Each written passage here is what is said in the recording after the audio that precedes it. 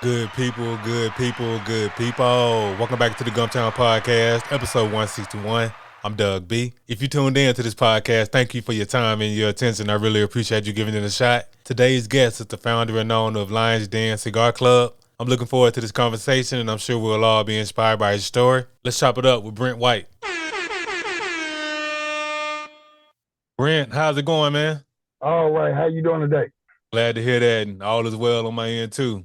First things first, thank you for taking time out of your schedule to chop it up with me. I really appreciate it. Thank you so much. Thank you for taking time. Yes, sir. Of course, here to talk about Lions Den Cigar Club and all the great things you're doing with the business. But before we talk business, let's get to know the man behind the brand. Born and raised in Huntsville, Alabama. What was your upbringing like?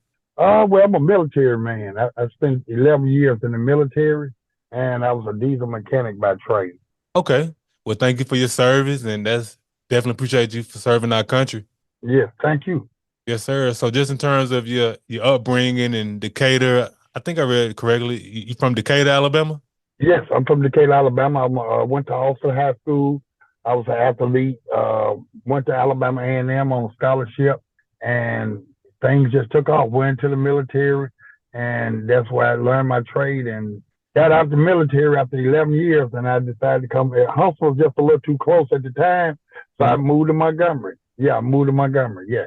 Okay, sounds good. So let's back up a little bit. So you attended Alabama A&M. What was that HBCU experience like for you? Man, it was awesome, man. Man, it's awesome, man. The experience, it just, being surrounded like-minded people that's pursuing higher education. It was a thrill, and it was a very learning experience for me. It really was, because that was my first time away from home. So it was a learning experience, really. Yes, sir. Nothing like the HBCU experience. I went to Alabama State, and just in terms of being around people who look like you and I from all over the East Coast, West Coast, the Midwest, the South, like there's nothing like the Yes. HBCU experience. Yes, yes. And then you get to interact with everybody, and you learn a lot about their cultures. And then, people like you, and then what's in that area. And then, on the weekends, we used to go visit each other, going to different hometowns. So it was awesome, man. It really was. And then nothing beat like the basketball games, the football games, Mhm. and just really just Greek all together. And then the athletes, it's experience, man. I wish every kid could experience it. Yes, sir. Absolutely. I agree. And of course, every October, my alma mater and your alma mater, man, we come together and we shut Birmingham down Yeah. for that class. Shut it down, man. Shut it down. Shut it down, man. Since I've been in Alabama State so long, I've been up here in Montgomery, man. I'm really torn between the two, because Alabama State really doing some good things, man. As well as Normal Alabama, which is A&M, they doing awesome things too, man. They're growing heaps and bounds, and they're competing with not only just a national level, but an international level. They really are, man. They putting out some of the best scientists, some of the best engineers, agriculture. So both schools is thriving, man. Alabama State got one of the best doctorate degree programs, in the nation, man. So it's just wonderful to see that, man. Yes, sir. I agree wholeheartedly, and I support and I'm rooting for all HBCUs, except when they play Alabama State in football. I root for everybody, man. I want us all to win, bro. Yes, I know. Yeah, that's right. Yes, sir. So you served 11 years in the military. So what were some of those principles you learned during your time serving that you still apply today? Yeah, that was my discipline. Discipline, man. You have to, anything you want in life, man, you almost have to just eat it. Literally eat it. That means you thinking about it day and night, and you want to cultivate it and make sure it grows. So, man, it's just a learning experience, man. Man, at first it was real rough being a country boy and coming from college and all that, but I learned to adapt and overcome, and so it pushed you to the max. And then what you thought you had in you got a little bit more. So that's why I learned my hard work and ethics from. Mm. Yes, sir. Powerful stuff. And like I said, I definitely commend people like you that serve our country, serve in the military, and like you just saying, just that discipline and just still having that and those ethics, and of course being in the military just by default. I know they teach you structure and order, and that's some amazing stuff. Yes. Uh huh. And then something else too, man. I also got to see the world, man. I've been Japan. I mean, I've been to Korea. I've been all over the world, man. I've been to most states in the United States. So each and every time, man, you learn more. And the way I was raised don't mean it was the right way because I see other cultures, not only black culture, but I get to see other cultures and the way they eat and the way they communicate, man. And so it's definitely a learning experience. You know what I mean? Yes, sir. Absolutely. And just hearing you talk about all the places you've been, just getting exposed to different cultures like you were talking about. So, in all your travels, what was the most memorable place you remember visiting during your time serving? Whew, probably Fort Hood, man. I did in Mm. Texas, man. Yeah, Fort Hood was something else, man. Yeah, Fort Hood, man. You talking about 100,000 soldiers in one base. You know what I'm Right. saying? So it's the largest base in the world. You got 100,000 soldiers stationed there. Korea taught me a lot. You know what I mean? It really taught me because I was isolated. I was away from family and everything. That's when you grow up and learn that you're your strongest when you're by yourself. So it was a lot of praying and a lot of, meditating and just to keep going every day. Yeah. Cause I did 18 months straight. So Mm. I didn't come back on midterm or nothing like that. So I just wanted to get all of it out the way. You know what I mean? Yes, sir. Now that makes perfect sense. And now that I can only imagine just being, like you said, away from home, growing up.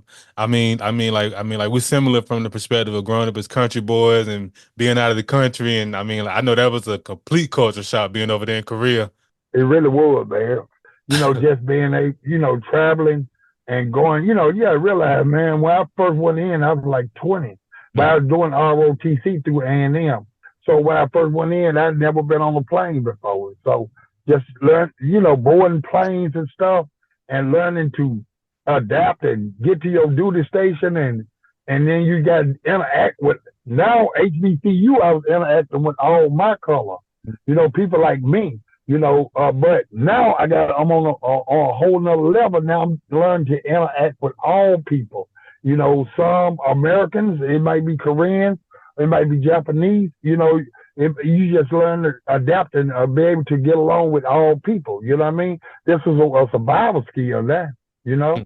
Yes, sir. Absolutely. And like you just saying earlier, just about what the military taught you how to adapt and you being, like you said, going from HBCU where everybody looked like you and I to having to interact with all different races and nationalities. So let me ask you this, Brent, in your travels over in Korea specifically, did you try any exotic food? Like, did you try any of the, Oh yeah. okay. Oh yeah. I mean, I'm open.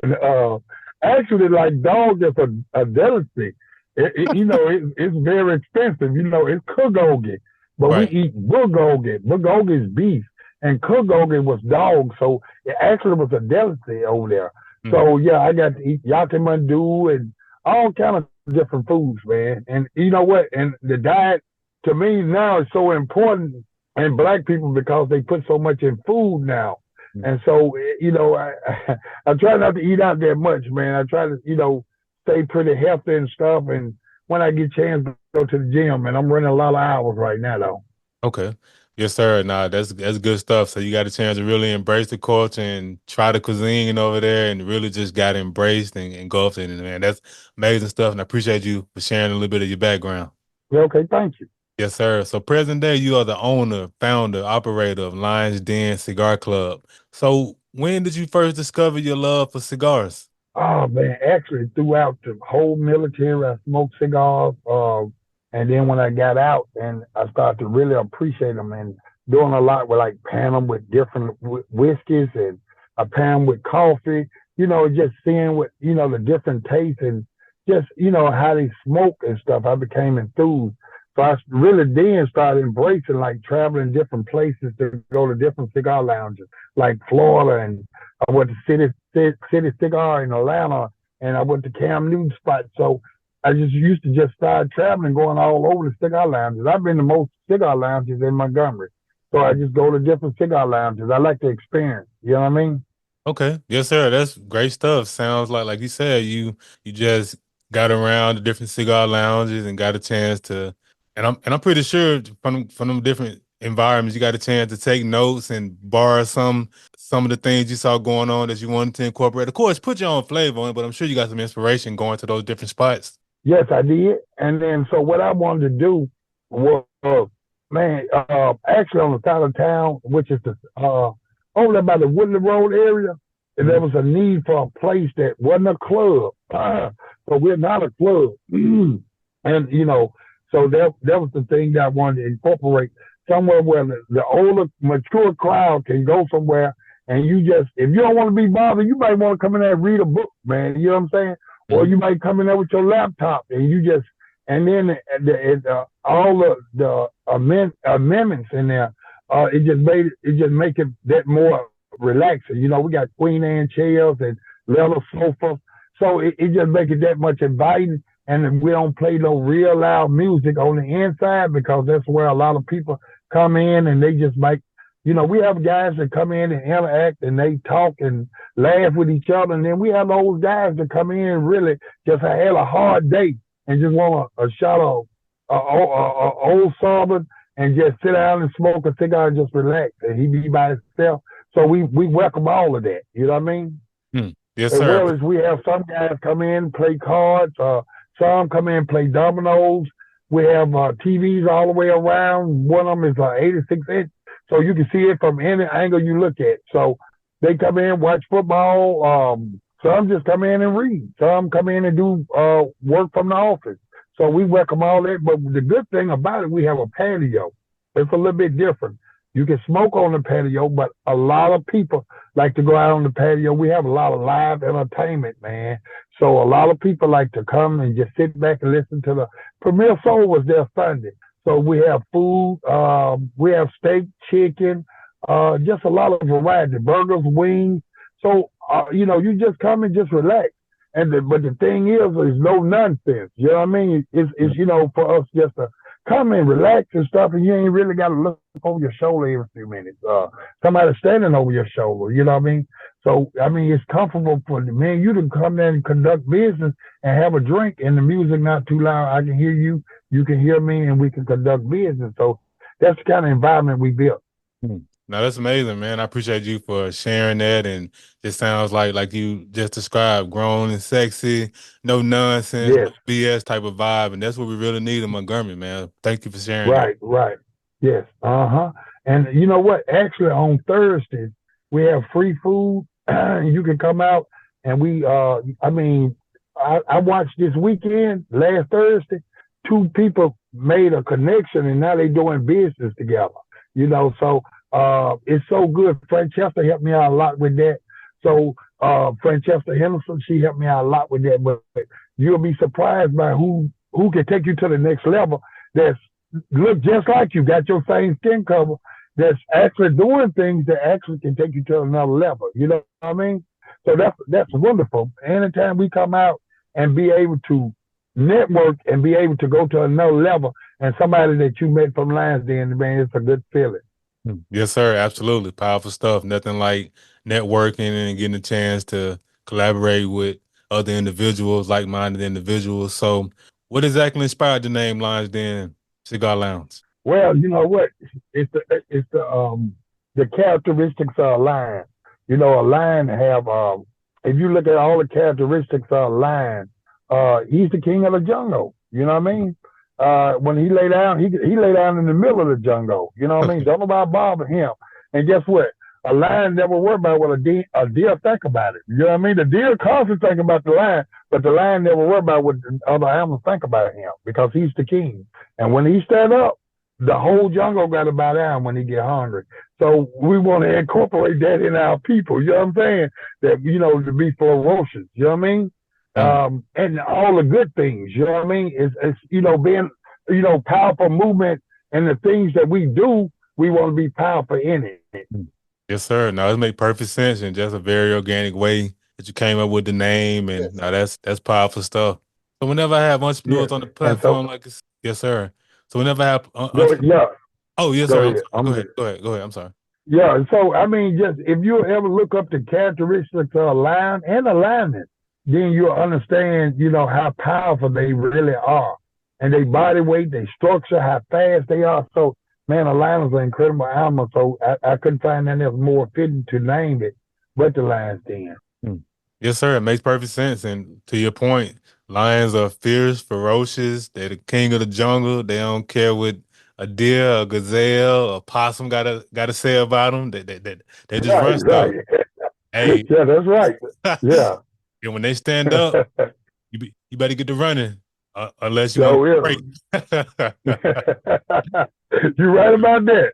Absolutely. No, that's powerful stuff, amazing stuff. So whenever I have entrepreneurs on the platform like yourself, I like to talk about three things: the aha moment, action, and audacity. Take us back to your aha moment when you first had the idea to take your love for cigars and turn it into a business. Yes, I'm starting from ground zero, and I had to put input in. And actually, I'm inspired by every cigar in Montgomery. Every cigar bar I'm inspired by it. Every one of them that I go, I take a little bit of it, and that was just my vision, you know. And you know what? All cigar bars, I support all of them. You know, I was actually a friend of mine that actually started a cigar week in Atlanta. He came down Thursday to visit me for my business platform. So after we closed up, we went over to Torch and had a couple of cigars and a couple of drinks. So I support all of cigar lounges. I do. You know, they have cigars that I don't have, you know. So I support all of them. You know, we're not in competition because the ratio of people that's here, you know, we can really stay in two more cigar bars.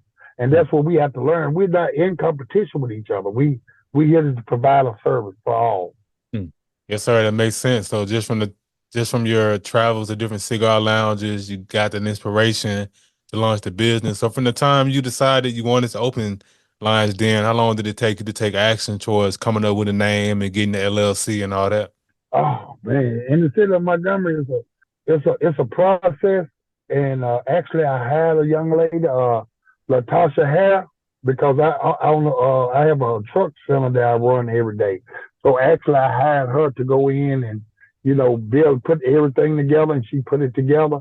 And I kind of like that was my vision. And so I showed her how we're gonna do it. Let's do it like this. And then she had her input. We came together and just did it. You know what I mean? But she managed it for me now. But it was like it was just it really didn't take that long, and it was kind of expensive, because you have to go through to get liquor license, and you have to pass all these different mechanical and electrical, and so it was a process. It really was. You had to get zoning and all that. You had to go before the city council. So all of them made it worthwhile, but it was a process. It wasn't an overnight success. I think it was like from the start to end, probably almost 4 or 5 months before we got complete. Okay, sounds good. I mean, but the most important thing, Brent, like regardless, like you were saying, it was expensive, but you did it the right way the first time, so you ain't got nothing to worry about on the back end, you know? Right, right. And so, and the other thing is, man, we have to maintain the image. That's the most important thing in any kind of nightlife. Is to maintain a good image. And so we do have armed security guard, and we're in the process of building a bigger humidor. So we'll have a walk-in humidor before the end of this month out. So and we'll be able to offer more cigars. But the most important thing is maintaining who you are and not selling out just for $1. So we maintain that the grown and sexy crowd. Hmm. Yes, sir. Absolutely. That's what it's all about. So that last portion, audacity, it's one thing to have an idea. It's another thing to put action behind that idea. But to put it out to the world to be praised or criticized, that's where the audacity comes in my opinion. Who or what gave you that courage, that audacity to actually go for it and put this business out to the world? You know what? I mean, I got several businesses in Montgomery. I own building maintenance, concept cleaning service, and I own a shopping center up on Mobile Street, 1717 Mobile Street. And each project that I do, it take on a whole new meaning. And so what you have to do is put out a good product, man. You have to just pour your heart and soul into it, and just to, give the people the very best, because that Lions Den is an extension of me. So everything that you do, and just like Gump News, however you present it, and your stories and all that, it's an extension of you. You know what I mean? So we have to put our heart and soul in everything, and make sure we dot our I's and cross our T's. Try to make many people we can happy. Put a smile on their face. You know what I mean? There's always a reward in it for us in the end, but we have to go through so much to get to the end. You know what I mean? Hmm. Yes, sir. Absolutely. So it just sounds like you already being a serial entrepreneur, having multiple businesses. You pretty much gave yourself that courage, that audacity to open up Lion's Den. Yes. Uh-huh. Sir, amazing stuff, powerful stuff. So you've done great things with the Cigar Lounge. And I know great things are coming down the pipeline, which leads to my next portion, vision. What are some of your short-term and long-term goals for the business you feel comfortable sharing? Okay. Short term, we really want to get some good nights, some to incorporate other people. Like Greek night. We got a like football. We just want to be able to incorporate everybody. We're gonna start with the latest night. Actually, this weekend there, E and Roscoe will be there first Friday. So we incorporate like jazz. We don't have a legitimate jazz club in Montgomery. So people like the governor, Thomas, they come and play a lot. We have a pianist, they come in and play a lot. So it's really cultivating. We're gonna do some wine tasting and bourbon tasting. So really we trying to incorporate a lot. We somebody approached me about a sip and paint for the women. So we really trying to incorporate a little bit of something for everybody, not only just to be out, but also educational. You know what I mean? Where we can go to the next level, man. Go to the next level. Okay, sounds good. It sounds like you want to continue to expand and grow the business, and I'm pretty sure whatever you set your mind to and intentions on, you'll make it happen. Yeah, I thank you, man. I appreciate that. Yes, sir. Absolutely. As we wrap up the podcast, Brent, I want to ask the $1 million question. I started this podcast to highlight the greatness connected to the city of Montgomery, whether you were born here or lived here for a significant period of your life, be it college, military, or work. You living in Montgomery, operating in business in Montgomery. I want to ask you, what do you appreciate the most about the city? Man, it have its own culture, man. Seriously, it have its own culture. Montgomery it's a typically a blue collar town, and it's the thing that I love the most about Montgomery. I guess if I had to sum it all up, uh, uh the school's probably gonna be where it's located. Atlanta, but you're close to Birmingham. You're an hour and a half, 2 hours away. We have an airport. And the most important thing we're most excited about is tomorrow because Montgomery is really coming on. A lot of people don't know how much construction is really going on in Montgomery. Man, they're in the process of putting the port over there. You got Amazon coming. You got Facebook coming, Meta coming. You got the beverage place coming. So, man, I'm excited about where it's coming to. I like the new hotels coming downtown. So man, I'm really excited about what it's gonna become. And that's why it's so important that the people in Montgomery, because the thing is, it's just like Hustle. I went to school in Hustle. I lived most of my time there before I went to the military. And see what happened each time you build a something new come to town, what you do, they incorporate more people move here. So I don't want the city to be ran by a lot of outsiders. I really want us to get on ball and start networking and build up where they can build with us. I don't want them to come in and just like, run the town because it's a lot of smart people here in Montgomery, man. A lot of very intelligent people, man. We just got to network and put ourselves together, man. But I'm really super excited about what Montgomery gonna become. Yes, sir. Absolutely. I agree wholeheartedly. Just coming together and to continue to collaborate and do great things. So, how can the people connect with you, Brent? What are your social media handles? Okay, my name's Brent D. White on Facebook. Same way on TikTok and IG. And anytime you want to see me, just come in, speak to me at the Lions Den. You know what I mean? So it's super excited to have you, man. I really am. I'm come on in, sit down, talk to me, and get to know me personally. I don't meet no strangers. You know what I mean? And so I embrace everybody. The least of them is great to me. You know what I'm saying? So I try to embrace to have a conversation with everybody I meet. Yes, sir. Yes, indeed. And of course, I'll put all of that social media information in the description of the episode. Hey, Brent, thanks again for the conversation, man. I really appreciate you. Man, thank you, man. And come on through there and see me. I got something for you. All right. Yes, sir. I'm definitely gonna come check you out, man. Once again, thank you for giving me some of your time. Thank you so much, man. Have a good day. All right, you too. Okay, thanks.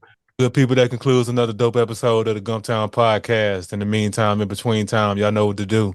Be blessed, be safe, but most importantly, have the audacity to be you. Gone.